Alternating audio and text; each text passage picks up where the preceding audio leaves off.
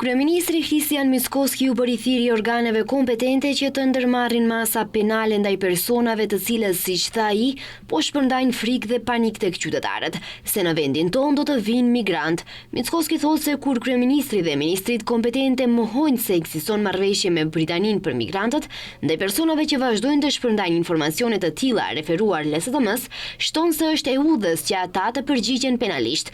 Ai përsëriti qëndrimin se do të dalë nga politika nëse deri në pranverë LSDM sheh që vjen një migrant.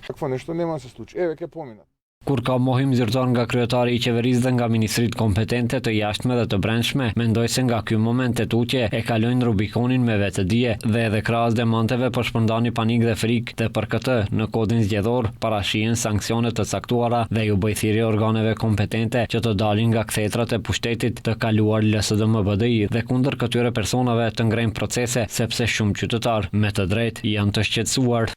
Ndërsa LSDM vazhdon me akuza ndaj pushtetit se qeveria po sjell migrant për para.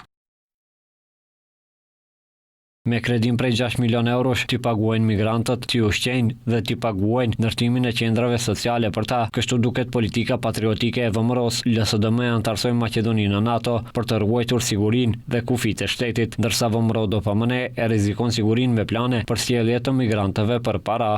Kryeministri i kujtoi LSDM-s se kanë qenë ata që në seancë qeveritare kanë votuar për ndërtim kampesh private të migrantëve për të cilat tha se kishte protesta edhe nga VMRO, ndërsa në deklaratën e tij se në vlerat themelore të VMRO-s është politika antimigrante, thotë se atëherë janë akuzuar si parti ksenofobe.